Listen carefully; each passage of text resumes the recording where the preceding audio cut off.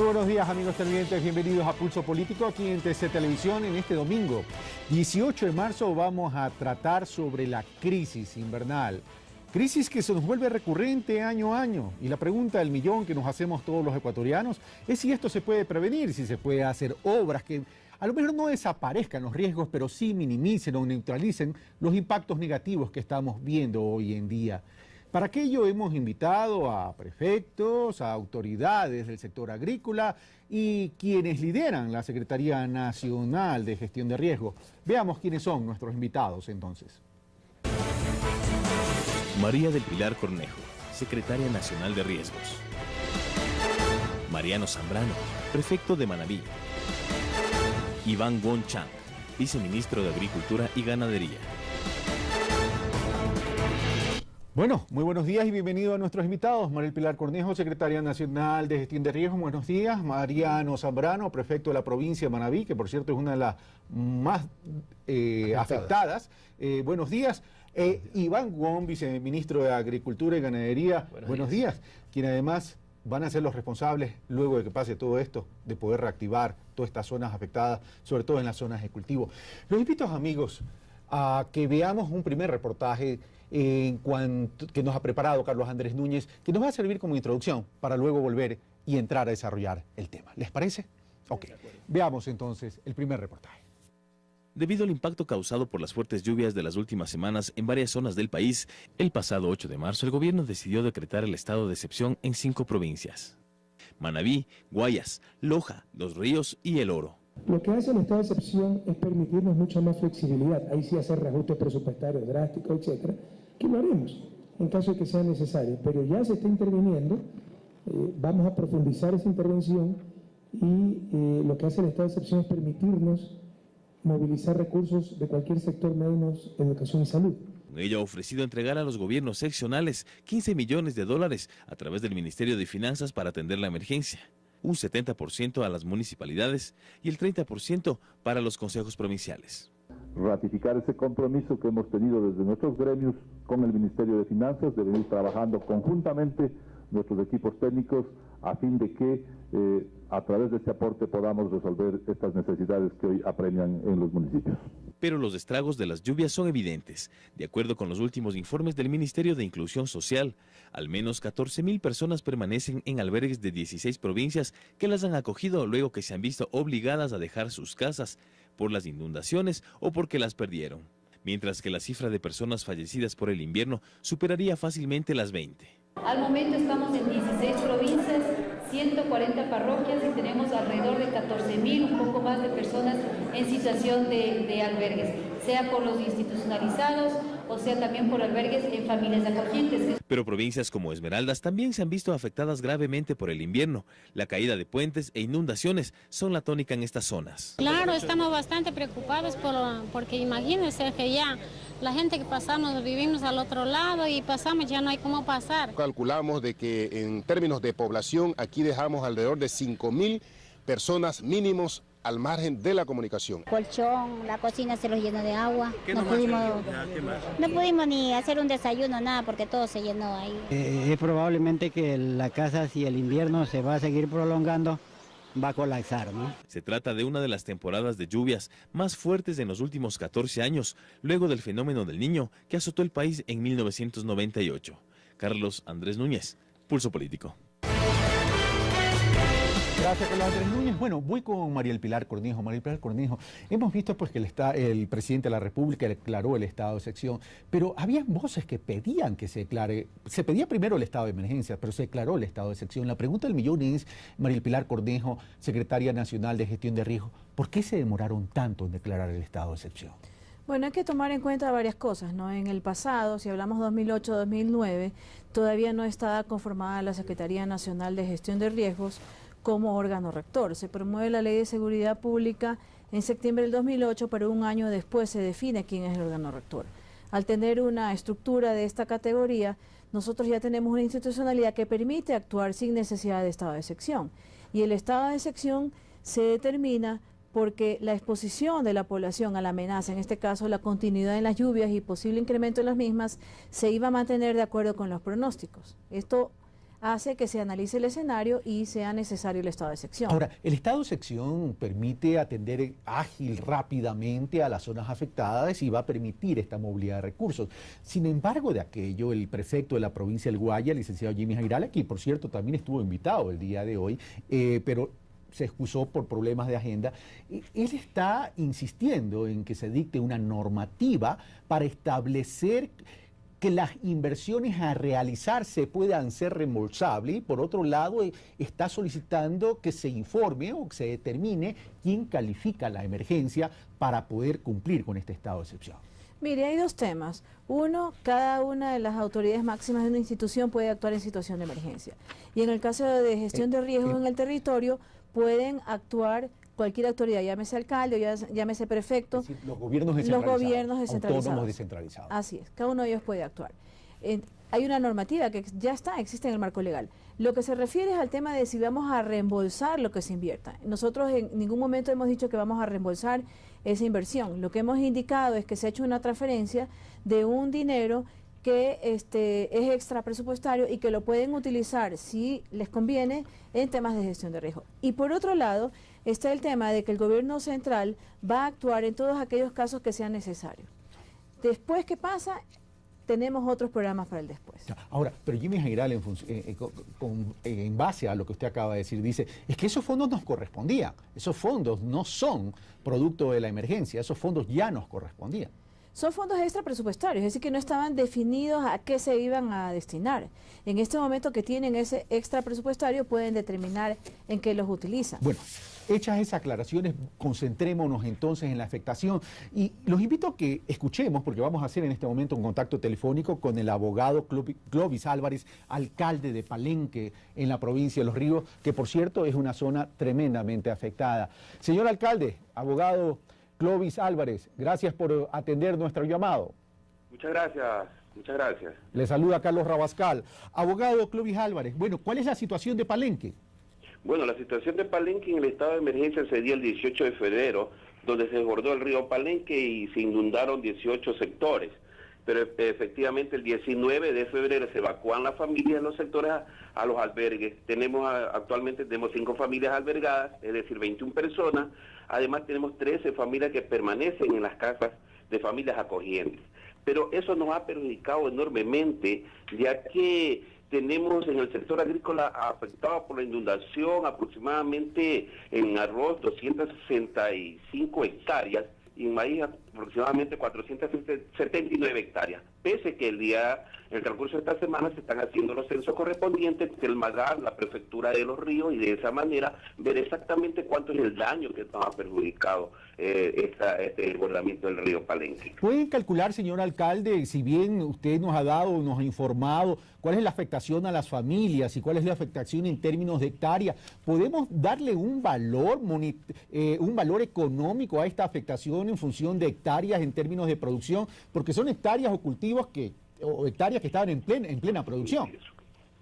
Bueno, mire, en el tanto de familias afectadas tenemos 569 familias afectadas. Realmente no me atrevería a manifestarle el valor porque podríamos equivocarnos. Estamos haciendo el censo correspondiente y de esa manera en el transcurso de la presente semana tendremos una información exacta de los daños. Pero sí quiero comentarle, es cuantioso los daños en el sector, por ejemplo, de Loreza, en el sector de Malvar, en el sector de San José, La Tranca principalmente. Un pantano arrasó totalmente todos los sembríos de cacao, de arroz y de maíz y se ha arrasado a una casa y se la llevó al río.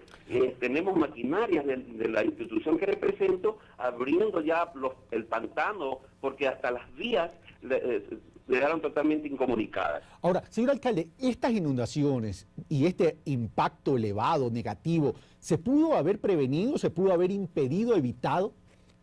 Yo pienso que sí, pese al apoyo que nos ha brindado la Secretaría Nacional de Gestión de Riesgo a través de la ingeniera María del Pilar Cornejo, con un muro de escollera en el sector de Cabrera de 109 metros, pero realmente pasamos un susto tremendo nosotros, porque se comenzó una obra en el mes de diciembre y se terminó una semana antes de que venga la creciente del río Palenque. Creo yo de que deben de hacerse los estudios necesarios en épocas de invierno, cuando vemos el problema, y ya en época de verano realizar la obra en sí. Aspiramos que nos sigan apoyando la Secretaría Nacional de Riesgo, porque tenemos a la orilla del río Palenque tenemos una serie de trabajos que hay que realizar de muros de collera por más de 3 millones de dólares que fueron aprobados por la Secretaría Nacional de Riesgo, y aspiramos que en el presente año se realicen estas obras para evitar en el presente año o el próximo año inconvenientes, que como en el sector de Sara Guerrero, la mina, que todos los años tenemos ese inconveniente. La gente siembra el cacao, siembra el maíz, pero viene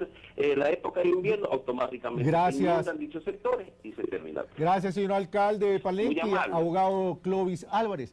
María Pilar Cornejo, esto se pudo haber evitado, según el alcalde de Palenque, sin perjuicio de que reconoce la ayuda de parte de la Secretaría Nacional de Gestión de Riesgo. Bueno, tenemos varios programas y algunos de los que ha accedido la provincia de Los Ríos es el 50-50 con el BEDE.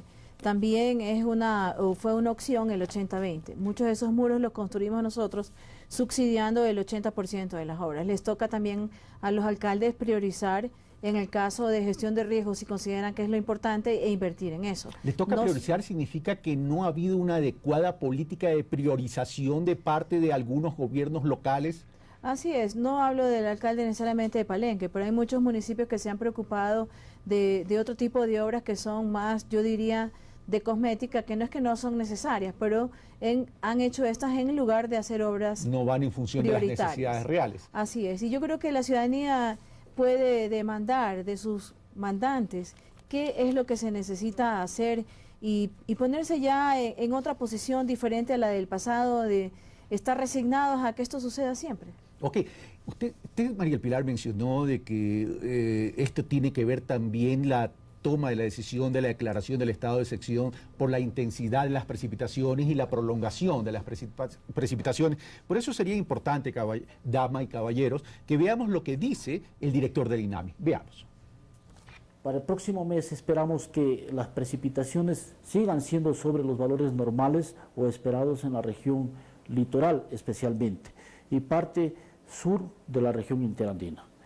Y aparte centro y un poco de la parte norte de la región interandina, los valores van a estar normales.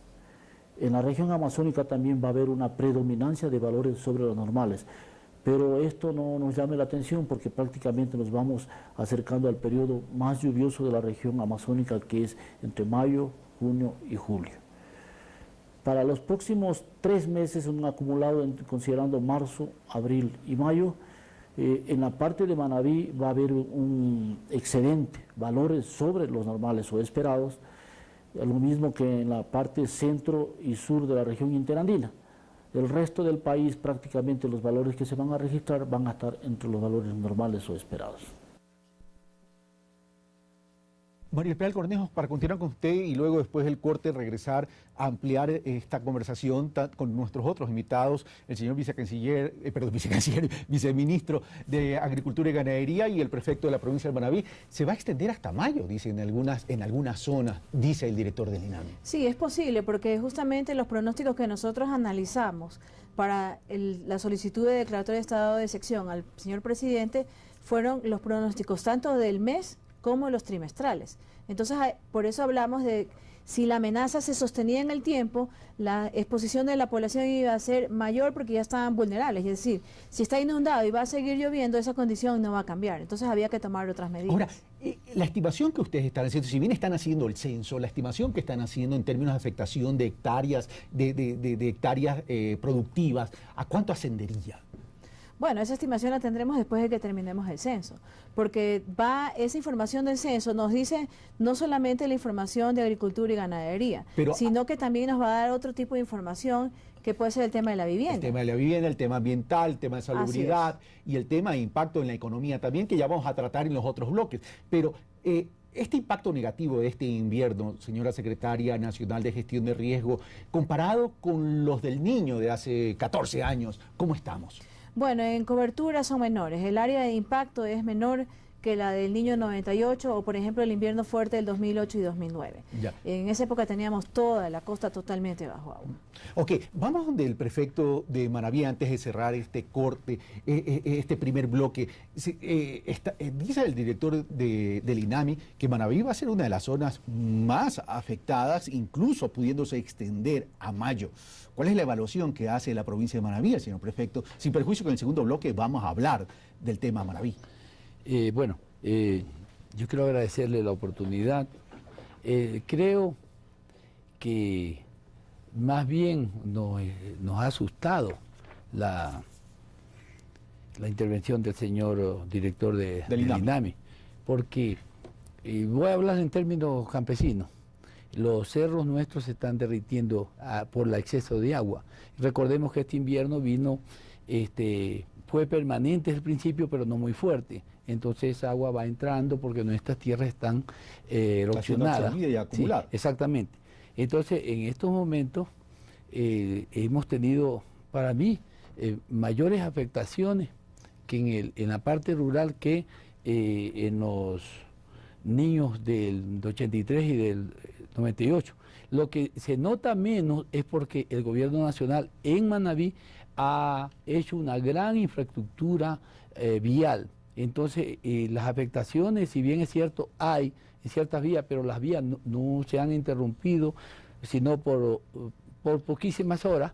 Pero en cambio, en la zona agrícola, sí, todos los cerros están deslizándose, ¿no? Ahora, y permítame, señor prefecto, ir ahora donde el señor viceministro de Agricultura y Ganadería, que en un momento lo nombré vicecanciller. Señor viceministro Iván Wong, el tema agrícola está tremendamente afectado y el país es un país por excelencia agrícola, pero hay algo que a mí me llama la atención.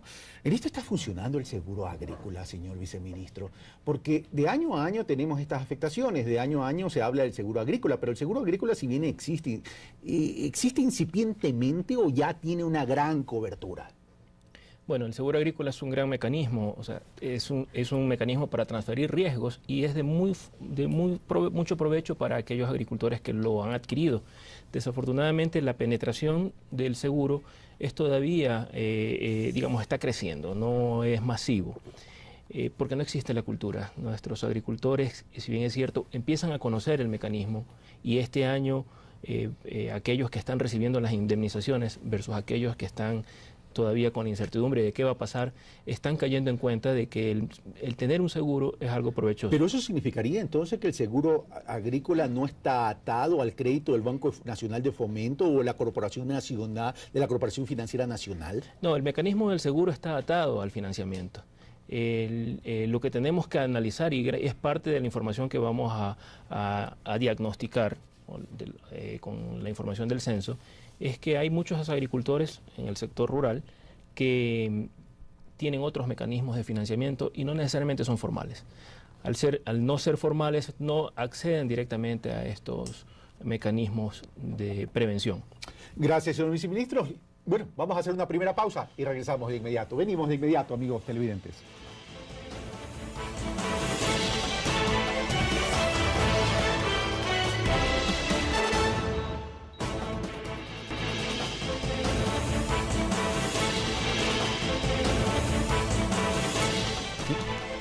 Estamos de vuelta, amigos televidentes. En este pulso político recordamos que estamos tratando los efectos de la crisis invernal.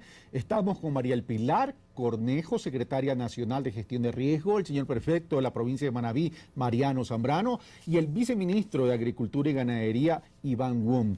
Hicimos un contacto telefónico en el bloque anterior con el señor alcalde de Palenque, abogado Clovis Álvarez, y seguiremos haciendo contactos telefónicos también para ocultar cuál es la realidad del país en esta crisis invernal. Ahora veamos cuál es la realidad de Manabí y específicamente de Chone. Veamos entonces. Aunque existe mucha afectación por el invierno en diferentes zonas del país, llama la atención lo que sucede en la ciudad manabita de Chone, donde el problema de las inundaciones en estas épocas solamente se incrementa. Metro 50 de profundidad, no había, en parte no hay vado. La situación era dura, pero yo mismo que estaba duro todo ya, el agua encima ya. En las últimas semanas, las lluvias ocasionaron que más del 90% de la ciudad quede varios centímetros bajo el agua. Imágenes como estas son muy comunes aquí. Desde que empezó la temporada invernal, enseguida nos empezamos a inundar y como ustedes podrán ver, pues todo nuestro sector está lleno de agua, todos los alrededores de Chone, ¿no? Estamos cogiendo agua de lluvia, cuando llueve es que hay agua y cuando no tenemos agua, porque el agua potable no hay ahorita. El gobierno atribuye esto a la falta de voluntad de sectores políticos de oposición que han impedido la ejecución de obras. Este problema, que ya tiene varias décadas, según algunos, podría ser superado con obras como el proyecto multipropósito Chone, que beneficiaría a unas 170.000 personas de esta zona. Los proyectos como el multipropósito Chone, un proyecto que a pesar de la importancia que tiene, hace más de 31 años está programado, ustedes ven la prensa de hace 31 años, y este proyecto ya es una aspiración para Chone, y ha tenido una serie de opositores a este proyecto, opositores no técnicos, sino opositores políticos. Y esto es un llamado de atención. La Secretaría Nacional del Agua tiene en su programación ejecutar 5 proyectos de control de inundaciones. Se cree que en Chone cada año las pérdidas económicas a causa de las lluvias ascienden a unos 14 millones de dólares. Usted sabe que estas aguas traen bastante enfermedades, yo también he estado bien enfermo. Y son justamente los problemas de salud ocasionados por el estancamiento de agua los que pasan también la factura a los ciudadanos, quienes abarrotan los hospitales sufriendo diferentes enfermedades y quebrantos en su salud. Carlos Andrés Núñez, Pulso Político. Gracias, Carlos Andrés Núñez. Señor prefecto de la provincia del Manabí, Mariano Zambrano, el 90% del Cantón Chone, y así lo dice el reportaje y también lo atestigua a diario El Telégrafo, el 90% del Cantón Chone soporta severa inundación. Carlos Andrés Núñez nos menciona una cifra, casi 14 millones de dólares, pero por otro lado, hace 31 años que se pudo haber construido una obra que pudo a lo mejor no eliminar este riesgo, pero sí evidentemente neutralizar y minimizar estos riesgos. Ahí es cuando uno se pone a pensar y reflexionar y dice, ¿qué tanto es más importante el bien colectivo que el interés particular? Y me refiero fundamentalmente al proyecto multipropósito de embalse Chone. Señor Carrascal. Rabascal. Es increíble cómo hace 31 años nosotros venimos luchando por que se haga esto. El año 86 se hicieron los estudios y nosotros, yo, de prefecto, los actualizamos, los entregamos al señor presidente de la República y él, consciente y benévolo con la provincia, contrató la fase 1, que es la presa y los canales. Pero nos opusimos cuando todos gritábamos por esta obra. Yo creo de que las cosas están dadas. Nosotros en este año tenemos, señora ministra, y estoy consciente que el señor ministro del Agua lo va a hacer, acelerar en el asunto de los canales y en la presa, pero tenemos que prever los problemas. Habría que hacer los muros de contención en todo el río y del lado del canal. En principio, Chone no se inundó el centro porque justamente tenía los muros. Ahora con las crecidas permanentes, entonces ya se inundó todo Chone. Pero yo creo que hay que hacer mínimo esas dos cosas en este año. Pero yo también ¿La inundación de Chone proviene básicamente por la crecida del río Grande y el río Mosquito? Y el Garrapata. Son 3 ríos que hay. Sino que la presa está exclusivamente en el Río Grande. Entonces también tenemos que hacer obra de protección para el paso de un solo río que son afluentes de dos. Y la afectación aquí viene en las zonas agrícolas y en las zonas ganaderas. Sí, mire, yo estoy muy preocupado porque Chone es muy afectado, pero la zona de influencia, Tosagua, Canuto, Calceta, La Estancilla, Bachillero, y otras partes como Puerto Viejo, Santana, Rocafuerte y Charapotó, también son zonas muy afectadas que nosotros tendríamos que ver cómo podemos, una vez que se esté haciendo este censo que lo está haciendo el Ministerio de Agricultura y el Gobierno, que lo veo muy bien, se haga o se consiga que a las personas que no tienen crédito agrícola, que no han tenido seguro, se le dé una forma de financiamiento, un capital a través del Banco de Fomento, facilidades, pero más que todo, apoyarlo porque la gente queda sin absolutamente nada. En el campo, en esa zona, sembramos para poder subsistir en el verano. Vamos a hablar sobre ese tema en el último bloque. Pero, María Pilar Cornejo, el proyecto está en el Río Grande, pero ¿qué pasa con el río Garrapata y el Mosquito? Que por cierto en Manabí hay un especial énfasis de poner nombres raros. ¿Qué va a pasar con esos ríos? Bueno, es que hay que tomar en cuenta varias cosas, ¿no? Porque las soluciones que necesitamos son estructurales y de largo plazo.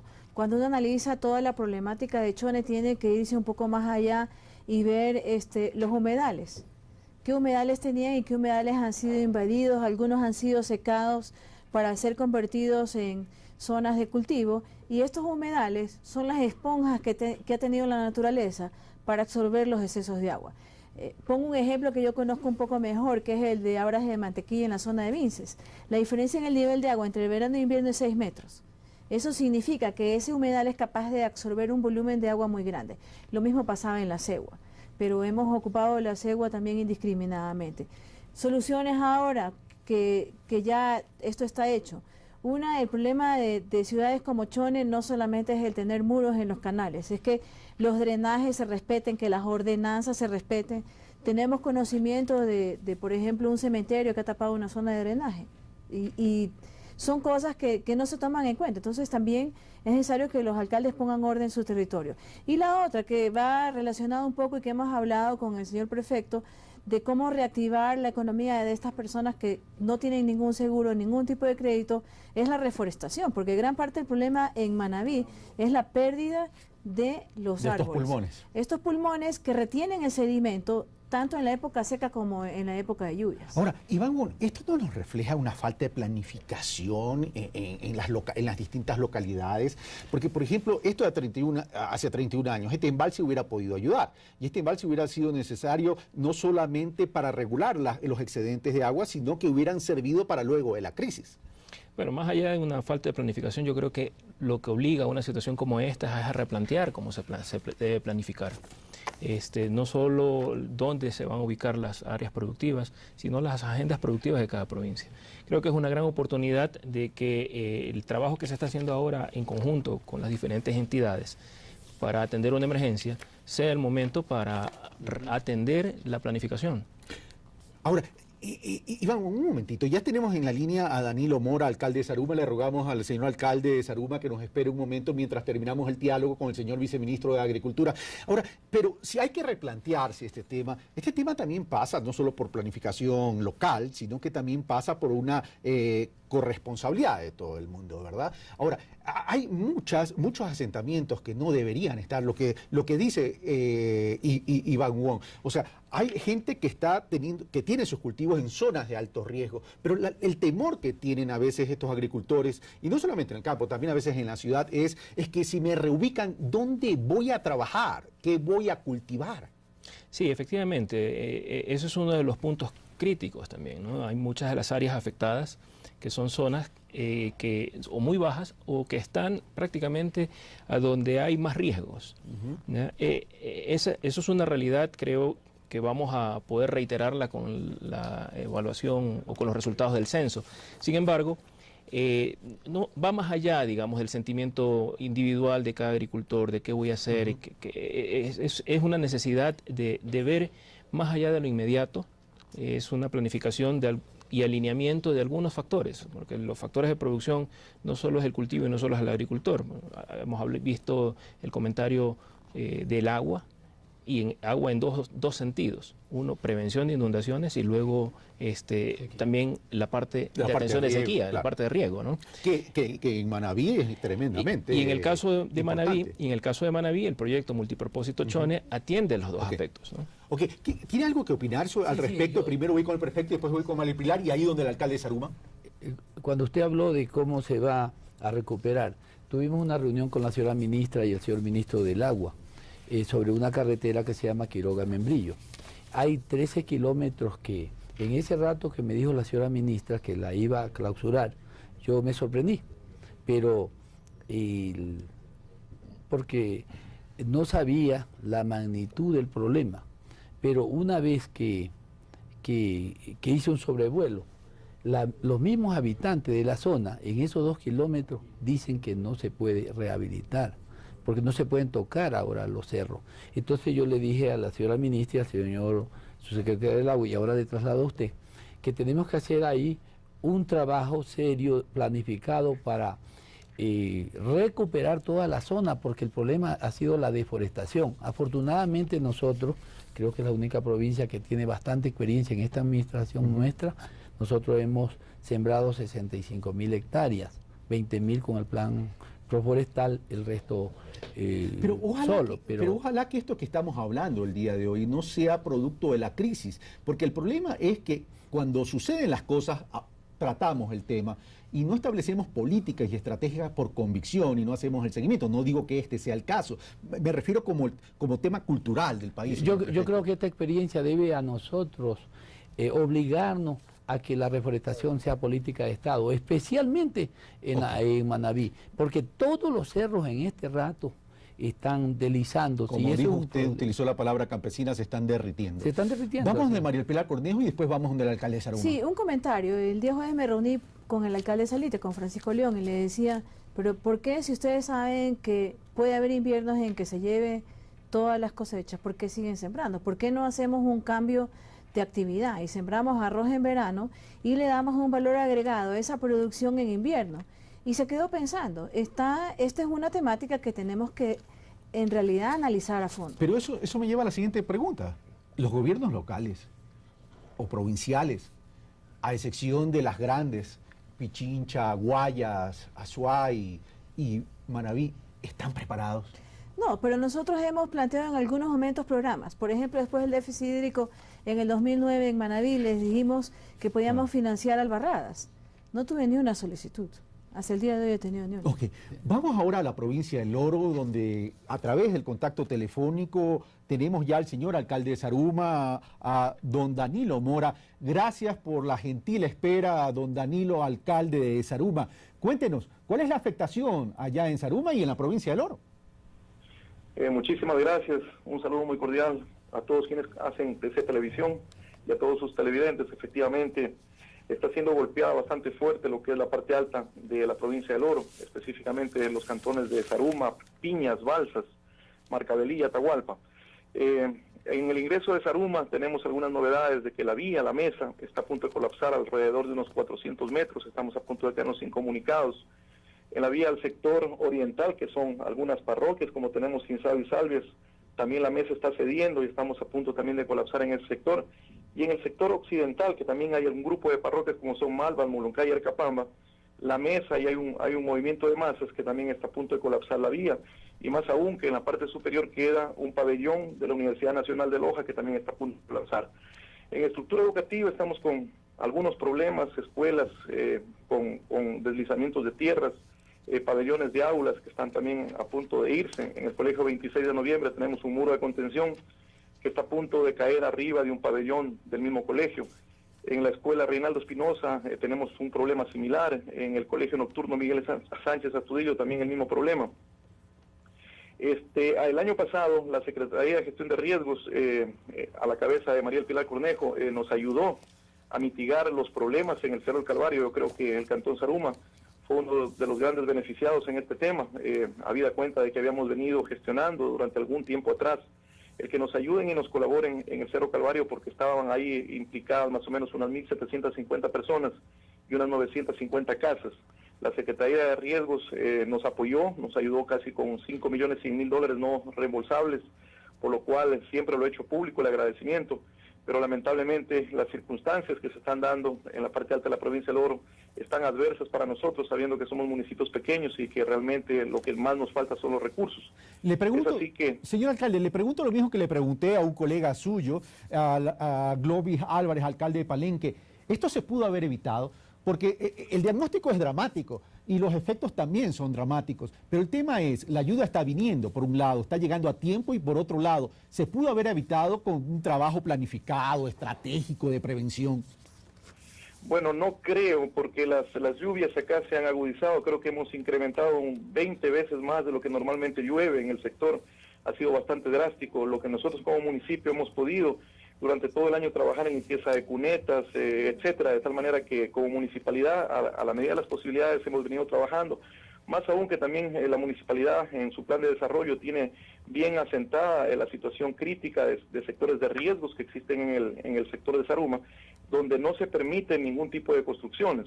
Es decir, que como municipalidad hemos tomado cartas en el asunto, pero lamentablemente se ha agudizado, como le dije, extremadamente el invierno acá en la zona, lo que ha dado esas consecuencias negativas.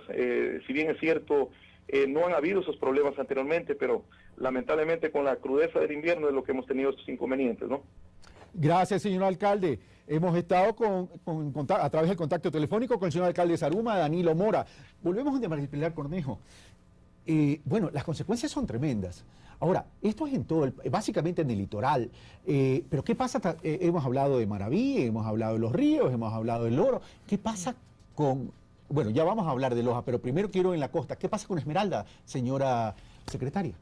Bueno, en Esmeralda se han incrementado las lluvias, especialmente en los alrededores de Quinindé. Tenemos también en la zona del río Cayapas algunas inundaciones y se ha analizado pues la posibilidad de declarar también en estado de excepción la provincia de Esmeraldas. Como hemos dicho la semana pasada, las provincias que se incluyeron estaban bajo el análisis y si fuera necesario incluir otras más bajo el estado de excepción se lo haría. Entonces, eso se está analizando. Ahora, ¿cómo determinar la afectación? O sea, los sobrevuelos ayudan, pero ¿tenemos alguna herramienta satelital que nos permita establecer exactamente dónde están las afectaciones y cuál es la dimensión tangible de las afectaciones?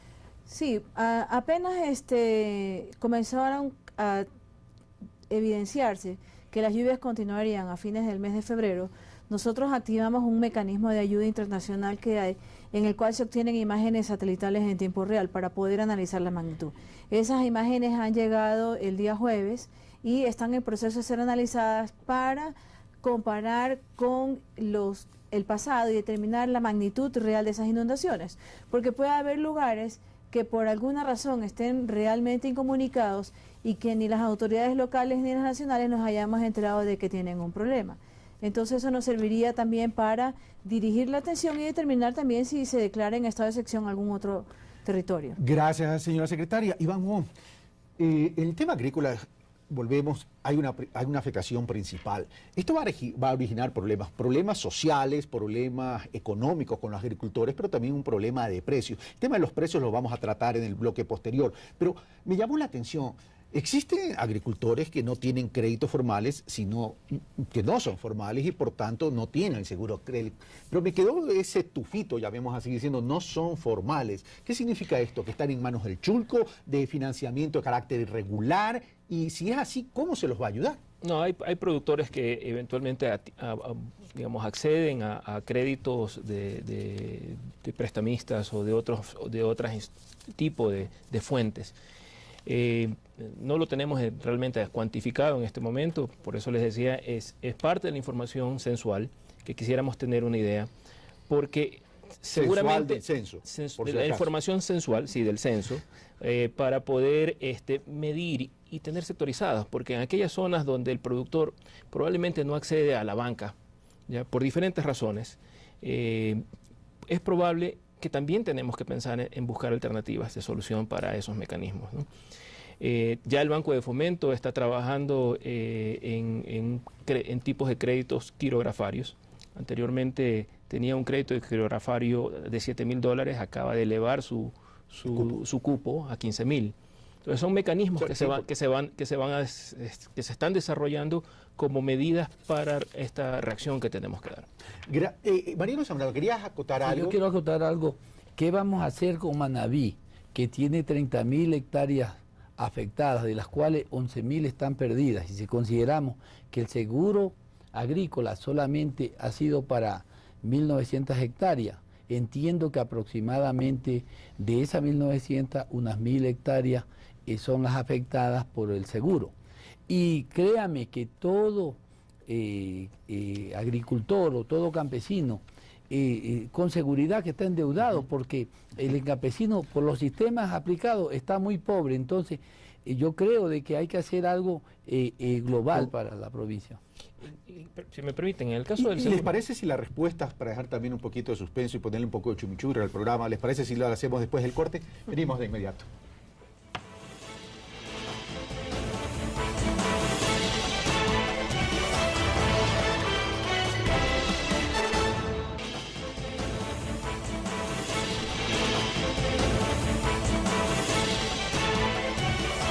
Estamos de vuelta, amigos televidentes, y bueno, vamos a plantearle lo que nos dejó boteando el señor prefecto de la provincia de Manabí. ¿Qué vamos a hacer con Manabí? Yo le replanteo también la pregunta, aunque yo sé que el prefecto quiere saber de forma específica en Manabí. Voy donde Iván Wong. ¿Qué vamos a hacer con Manabí y con el Ecuador? Bueno, tenemos que definitivamente partir de un análisis concienzudo de la información que arroja el censo. Es necesario entender no solo las afectaciones directas de los agricultores o de los ganaderos, sino también establecer en qué áreas hay más riesgos. Tenemos que buscar de alguna u otra manera no solo la reactivación productiva, que sin duda tenemos que apoyarla. Es importante. Es importante, como mencionaba, no solo por la soberanía alimentaria, o sea, es importante por el bienestar de las familias. Pero también tenemos que buscar aprender de la situación. Esta es una situación en donde cae nuevamente en evidencia que probablemente hay sectores de mucho riesgo y que habrá que trabajar no solo pensando en los cultivos, no solo pensando en los animales, pero también pensando tal vez en fortalecer el reordenamiento territorial y la zonificación de la producción. Claro, pero esos son temas de mediano plazo. Esos son temas de mediano plazo. En temas de corto plazo, digamos, la afectación en las áreas principalmente recae en un par de cultivos, que es arroz y maíz. Es de gran preocupación porque arroz es de canasta básica.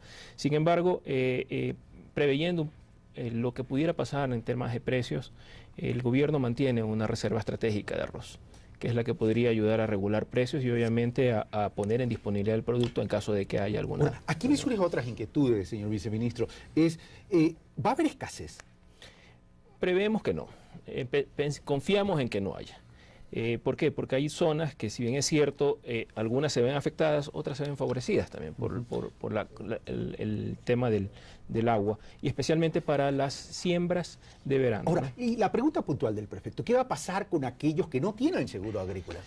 Bueno, es importantísimo aprovechar, ahora realmente hemos estado difundiendo el seguro, indistintamente de que los productores financien sus cosechas con recursos propios o recursos de fuentes que no son la banca o con créditos de la banca. En este momento el seguro está vinculado al crédito de los bancos, ¿ya? Y de las cooperativas, es decir, está de alguna u otra manera en el sistema de las bancas del Banco Nacional de Fomento, del Banco de Loja, también es otra de las instituciones financieras que se ha sumado, y todas las cooperativas que están dentro del esquema de economía popular y solidaria. Ahora, ¿pero qué porcentaje representan aquellos agricultores que cuentan con el seguro en términos de los agricultores o de este universo de agricultores afectados, sin perjuicio que sé que todavía no está listo el censo? Sí, desafortunadamente no es masivo.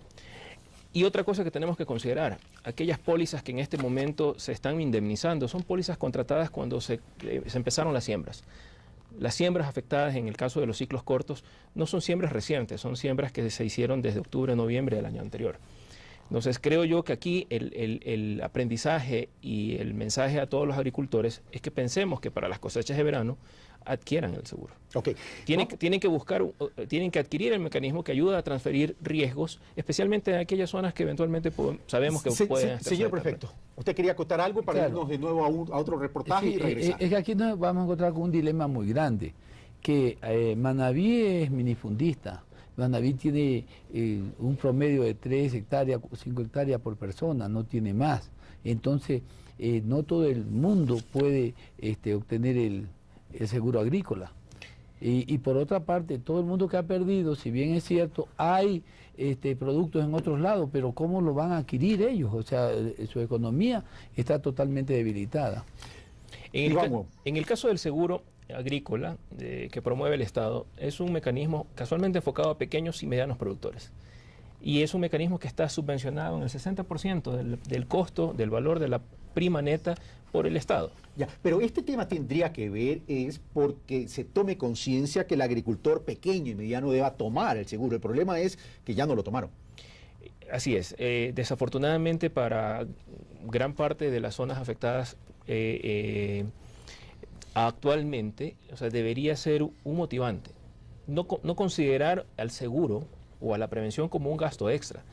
Hay que considerar a la prevención como una inversión.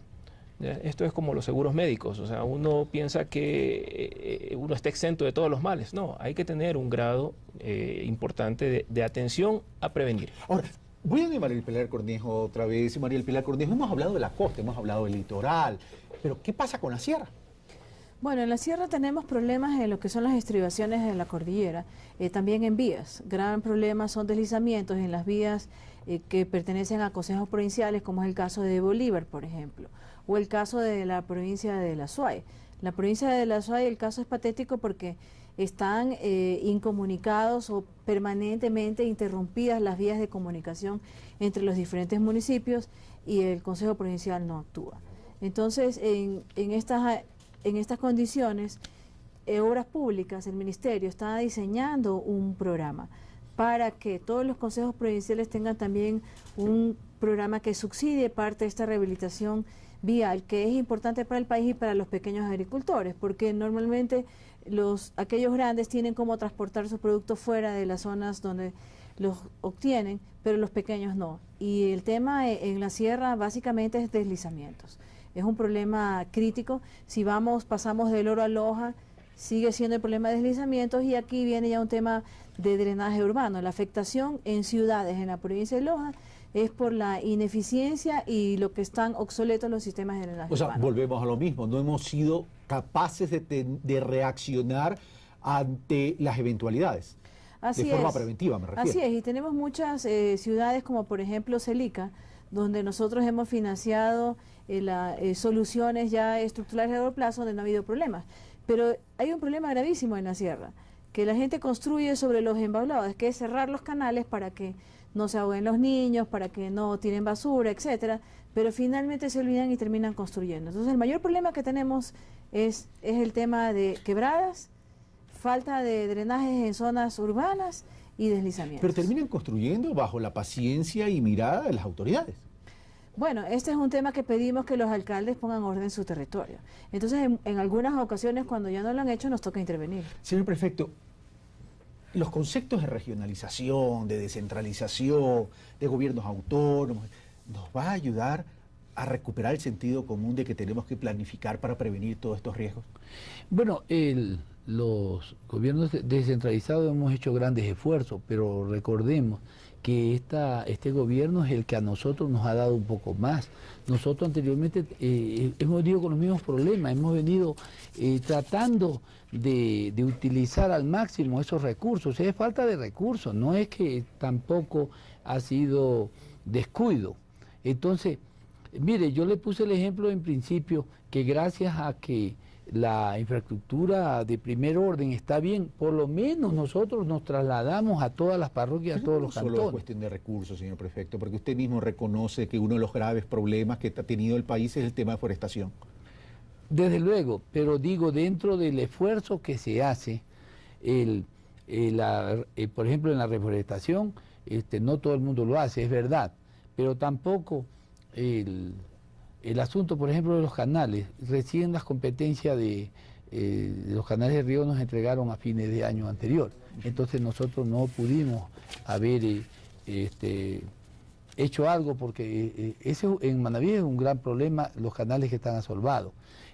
Por otro lado, yo sí creo que con la descentralización y con la regionalización nosotros tenemos que hacer una planificación de desarrollo para buscar esa integración. Entonces yo creo que va a ser mejor, pero sí tenemos que ordenarnos. Yo sí estoy de acuerdo que nosotros... En la línea del ordenamiento. En la línea del ordenamiento, porque es la única manera de gastar menos en el futuro. Gracias. Perfecto. Iván Wong, viceministro de Agricultura y Ganadería. Precios. ¿Va a haber un impacto en los precios? ¿Va a haber una variación? ¿Qué tanto va a afectar esto a la inflación? Bueno, sin duda, toda situación de emergencia y cuando se hablan de algunas áreas afectadas puede dar paso a especulación. Comentaba hace un momento que en el caso de arroz, que es uno de los cultivos, si no el más afectado en este momento, como Estado estamos tomando muy en cuenta el uso de la reserva estratégica de arroz. Es decir, se garantiza la oferta. Para que se garantice la oferta y obviamente para que no haya un excesivo o que no haya simplemente una especulación en precios, ¿no? ¿Tenemos centros de acopios válidos, eficaces, eficientes? Bueno, hay sitios donde se almacenan los productos, ¿no? Gran parte, digamos, de la no afectación del traslado, como lo mencionaba el prefecto, es la vialidad. Si bien es cierto, hay algunas zonas donde están afectadas y hay una reacción inmediata a corregirlas, a arreglarlas, a repararlas, la vialidad debe permitirnos poder llegar a distribuir productos, por ejemplo, en el caso de arroz, para que no haya esta afectación. Sí hay preocupaciones sobre otros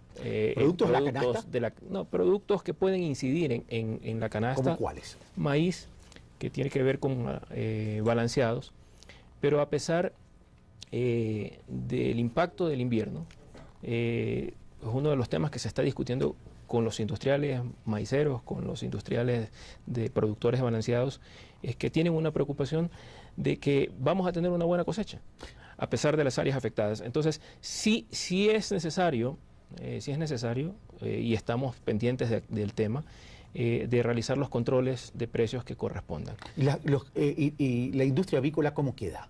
Bueno, la industria avícola, especialmente en Manabí, es una de las áreas donde ha tenido afectación, también en la parte alta de la provincia del Loro. Bueno, estamos buscando que tengan todo el apoyo que corresponda. En el caso de balsas en las provincias del Loro, que tuvieron unos momentos que estuvieron aislados, tuvieron asistencia con traslado de alimentos para que no se vean afectados la población avícola, ¿no? Ok, bueno, de manera para el Cornejo, me quedan pocos minutos. Medio ambiente y salubridad, ¿cómo queda luego de esto? Bueno, hay varias preocupaciones, ¿no? Y por eso justamente el Ministerio de Salud ha armado sus brigadas de salud para que funcionen no solamente en la parte urbana, sino también en la parte rural, y el estado de sección ha facilitado que puedan movilizar personal de otras provincias a las que están afectadas. El problema va a ser después, hay muchas más enfermedades después de que pasan las inundaciones, porque las zonas de aguas estancadas son las que ayudan a los vectores a proliferar. Entonces, eso se ha tomado en cuenta y por eso se ha incluido inclusive en el tema del estado de sección que el Ministerio de Salud tenga los rubros suficientes para poder actuar, pero que además, en el caso de que sea necesario, el apoyo de Fuerzas Armadas para trasladar a mayor personal o para utilizar el personal médico de Fuerzas Armadas se puede hacer. Y ya para terminar con usted, María Pilar Cornejo, a la fecha de hoy que estamos grabando, si me hacen recuerdo qué fecha es hoy, viernes 15, quincena, ¿cómo me voy a olvidar? Jueves 15 de marzo. ¿Se podría hablar que la declaratoria de sección de Esmeralda es una crónica de una declaratoria de sección anunciada? Podríamos decir que sí. Hemos sugerido al señor presidente que analice la temática para declarar en estado de sección Esmeraldas por dos razones. Una, la conectividad entre Esmeraldas y las otras provincias está afectada y esa afectación va a ser de más de un par de días. Es la vía 500 de Esmeraldas. Y el otro tema es porque en las zonas donde está lloviendo más fuerte, el suelo es arena. Entonces recuerden de niños jugar en la arena, uno hace un hueco en la playa y viene el agua y se desbarata todo. Eso es lo que está pasando en Quinindé. Ok, señor prefecto. Sí, yo sí quisiera que ese compromiso que siempre lo ha tenido, yo estoy muy reconocido de la señora María Pilar, porque sí nos ayudó en el año 2008 y ahora cuando habló conmigo me dijo que se iba a aplicar el mismo sistema. Pero en esta ocasión le pregunto, yo tengo por lo menos 500 kilómetros afectados, que sí va a tener que el gobierno nacional hacer un poco más de sacrificio, de ayudarnos. Ya no un 50-50, sino un 50-80. Yo creo que problemas parecidos tienen otras provincias. Porque nosotros dependemos de la agricultura y si esas carreteras van a estar afectadas, van a estar interrumpidas, ¿cómo nosotros reactivamos nuestra economía? Bueno, respondo. Estamos justamente trabajando en un programa que tenga un subsidio mayor que el que tenemos en fase preventiva, digamos así, porque esta va a ser una fase de mitigación y de remediación. Nosotros ya estamos buscando, inclusive con finanzas, los mecanismos para poder activar esto. Lo que es importante es que se identifique el problema ahora y de una vez se trabaje en cuáles son las soluciones y se costeen, para que los presupuestos, el momento en que esté listo el programa y que las lluvias nos dejen trabajar, podemos entrar inmediatamente. Gracias, María. Su conclusión, Iván Boni, y terminamos. Bueno, sin duda, pues la información que recabemos del censo va a ser valiosa para cuantificar no solo las pérdidas, sino también para establecer qué medidas y qué tipo de asistencia tenemos que darle a cada sector productivo en las diferentes provincias afectadas. Conmino realmente a todos los agricultores a que provean la información, a que nos ayuden de manera más ágil en el proceso para poder hacer los diagnósticos que obviamente los vamos a hacer en conjunto con los gobiernos locales. Iván Hugo, viceministro de Agricultura y Ganadería, muchas gracias. Señor prefecto de la provincia de Manabí, Mariano Zambrano, muchas gracias.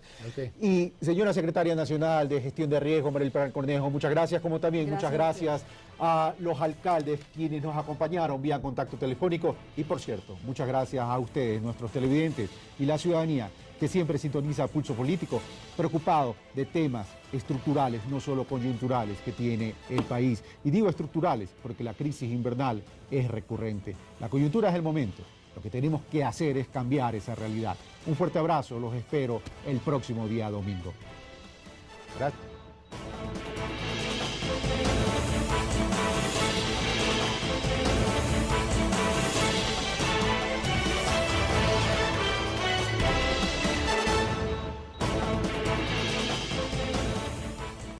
Vamos a profundizar esa intervención y lo que hace el estado de excepción es permitirnos movilizar recursos de cualquier sector menos educación y salud. Con ello ha ofrecido entregar a los gobiernos seccionales 15 millones de dólares a través del Ministerio de Finanzas para atender la emergencia, un 70% a las municipalidades y el 30% para los consejos provinciales. Ratificar ese compromiso que hemos tenido desde nuestros gremios con el Ministerio de Finanzas, de venir trabajando conjuntamente nuestros equipos técnicos a fin de que a través de este aporte podamos resolver estas necesidades que hoy apremian en los municipios. Pero los estragos de las lluvias son evidentes. De acuerdo con los últimos informes del Ministerio de Inclusión Social, al menos 14.000 personas permanecen en albergues de 16 provincias que las han acogido luego que se han visto obligadas a dejar sus casas por las inundaciones o porque las perdieron. Mientras que la cifra de personas fallecidas por el invierno superaría fácilmente las 20.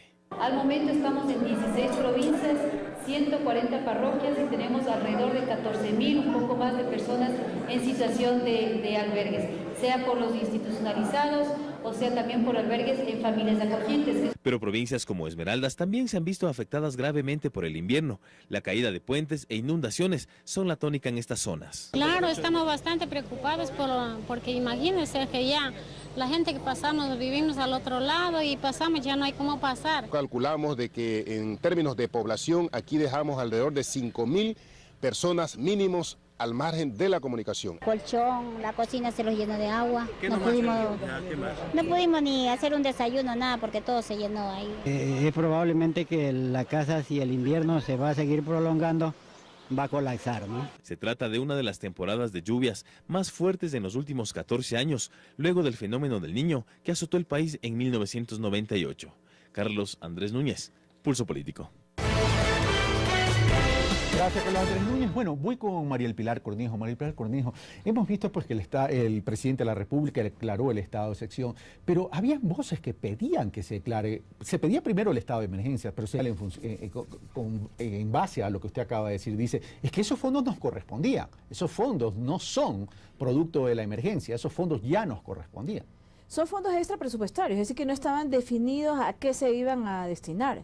En este momento que tienen ese extra presupuestario pueden determinar en qué los utilizan. Bueno, hechas esas aclaraciones, concentrémonos entonces en la afectación y los invito a que escuchemos, porque vamos a hacer en este momento un contacto telefónico con el abogado Clovis Álvarez, alcalde de Palenque en la provincia de Los Ríos, que por cierto es una zona tremendamente afectada. Señor alcalde, abogado Clovis Álvarez, gracias por atender nuestro llamado. Muchas gracias, muchas gracias. Le saluda Carlos Rabascal. Abogado Clovis Álvarez, bueno, ¿cuál es la situación de Palenque? Bueno, la situación de Palenque en el estado de emergencia se dio el 18 de febrero, donde se desbordó el río Palenque y se inundaron 18 sectores. Pero efectivamente el 19 de febrero se evacúan las familias en los sectores a los albergues. Actualmente tenemos 5 familias albergadas, es decir, 21 personas. Además tenemos 13 familias que permanecen en las casas de familias acogientes.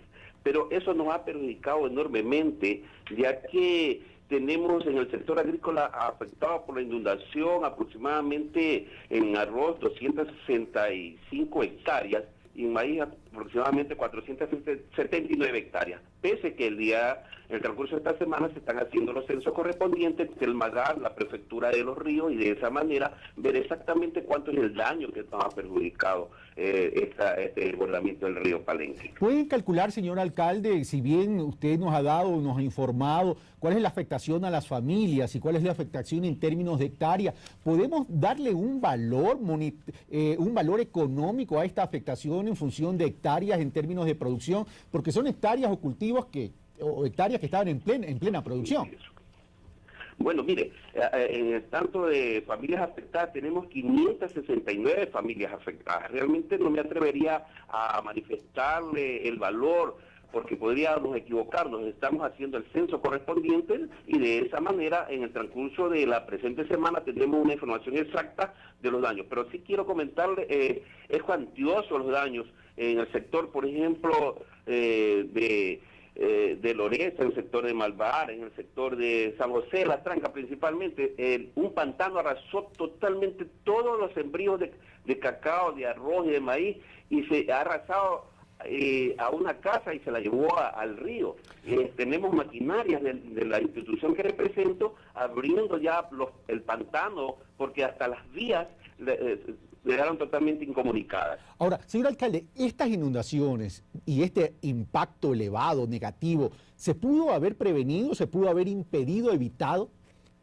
Yo pienso que sí, pese al apoyo que nos ha brindado la Secretaría Nacional de Gestión de Riesgo a través de la ingeniera María del Pilar Cornejo, con un muro de escollera en el sector de Cabrera de 109 metros, pero realmente pasamos un susto tremendo nosotros, porque se comenzó una obra en el mes de diciembre y se terminó una semana antes de que venga la creciente del río Palenque. Creo yo de que deben de hacerse los estudios necesarios en épocas de invierno, cuando vemos el problema, y ya en épocas de verano realizar la obra en sí. Aspiramos que nos sigan apoyando la Secretaría Nacional de Riesgo, porque tenemos a la orilla del río Palenque tenemos una serie de trabajos que hay que realizar de muros de escollera por más de $3 millones que fueron aprobados por la Secretaría Nacional de Riesgo, y aspiramos que en el presente año se realicen estas obras para evitar en el presente año o el próximo año inconvenientes, que como en el sector de Sara Guerrero, la mina, que todos los años tenemos ese inconveniente. La gente siembra el cacao, siembra el maíz, pero viene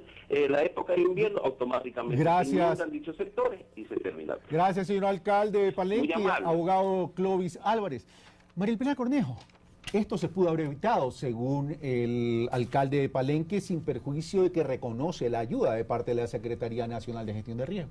Bueno, tenemos varios programas y algunos de los que ha accedido la provincia de Los Ríos. Declaró el estado de excepción. La pregunta del millón es, María del Pilar Cornejo, Secretaria Nacional de Gestión de Riesgo, ¿por qué se demoraron tanto en declarar el estado de excepción? Bueno, hay que tomar en cuenta varias cosas, ¿no? En el pasado, si hablamos 2008-2009, todavía no estaba conformada la Secretaría Nacional de Gestión de Riesgos como órgano rector. Se promueve la Ley de Seguridad Pública en septiembre del 2008, pero un año después se define quién es el órgano rector. Al tener una estructura de esta categoría, nosotros ya tenemos una institucionalidad que permite actuar sin necesidad de estado de excepción. Y el estado de excepción se determina porque la exposición de la población a la amenaza, en este caso la continuidad en las lluvias y posible incremento de las mismas, se iba a mantener de acuerdo con los pronósticos. Esto hace que se analice el escenario y sea necesario el estado de excepción. Ahora, el estado de excepción permite atender ágil, rápidamente a las zonas afectadas y va a permitir esta movilidad de recursos.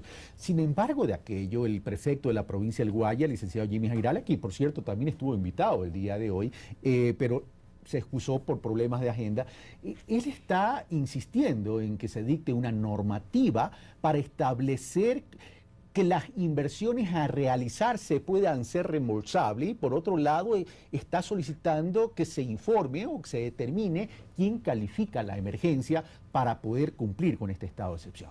Mire, hay dos temas. Uno, cada una de las autoridades máximas de una institución puede actuar en situación de emergencia. Y en el caso de gestión de riesgos en el territorio, pueden actuar cualquier autoridad, llámese alcalde o llámese prefecto, es decir, los gobiernos descentralizados, autónomos descentralizados. Así es, cada uno de ellos puede actuar. Hay una normativa que ya existe en el marco legal. Lo que se refiere es al tema de si vamos a reembolsar lo que se invierta. Nosotros en ningún momento hemos dicho que vamos a reembolsar esa inversión. Lo que hemos indicado es que se ha hecho una transferencia de un dinero que es extra presupuestario y que lo pueden utilizar si les conviene en temas de gestión de riesgo. Y por otro lado está el tema de que el gobierno central va a actuar en todos aquellos casos que sean necesarios. Después, ¿qué pasa? Tenemos otros programas para el después. Ahora, pero Jimmy Jairá...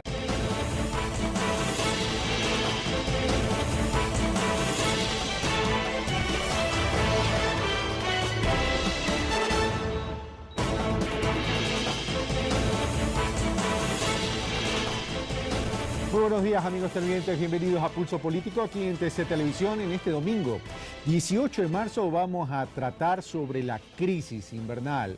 Crisis que se nos vuelve recurrente año a año. Y la pregunta del millón que nos hacemos todos los ecuatorianos es si esto se puede prevenir, si se puede hacer obras que a lo mejor no desaparezcan los riesgos, pero sí minimicen o neutralicen los impactos negativos que estamos viendo hoy en día. Para aquello hemos invitado a prefectos, a autoridades del sector agrícola y quienes lideran la Secretaría Nacional de Gestión de Riesgo. Veamos quiénes son nuestros invitados entonces. María del Pilar Cornejo, Secretaria Nacional de Riesgos. Mariano Zambrano, Prefecto de Manabí. Iván Won Chang, Viceministro de Agricultura y Ganadería. Bueno, muy buenos días y bienvenido a nuestros invitados. María del Pilar Cornejo, Secretaria Nacional de Gestión de Riesgos, buenos días. Mariano Zambrano, Prefecto de la provincia de Manabí, que por cierto es una de las más afectadas. Buenos días. Iván Won, Viceministro de Agricultura y Ganadería, buenos días. Quien además van a ser los responsables, luego de que pase todo esto, de poder reactivar todas estas zonas afectadas, sobre todo en las zonas de cultivo. Los invito, amigos, a que veamos un primer reportaje que nos ha preparado Carlos Andrés Núñez, que nos va a servir como introducción para luego volver y entrar a desarrollar el tema. ¿Les parece? Ok. Veamos entonces el primer reportaje. Debido al impacto causado por las fuertes lluvias de las últimas semanas en varias zonas del país, el pasado 8 de marzo el gobierno decidió decretar el estado de excepción en 5 provincias: Manabí, Guayas, Loja, Los Ríos y El Oro. Lo que hace el estado de excepción es permitirnos mucha más flexibilidad, ahí sí hacer reajustes presupuestarios drásticos, etcétera, que lo haremos en caso de que sea necesario, pero ya se está interviniendo